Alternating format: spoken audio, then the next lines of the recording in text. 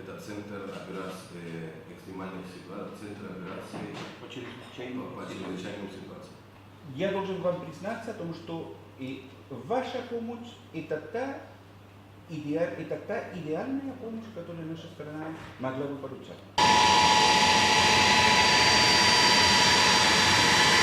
Право, право, право. Еще право. Внимание! Да!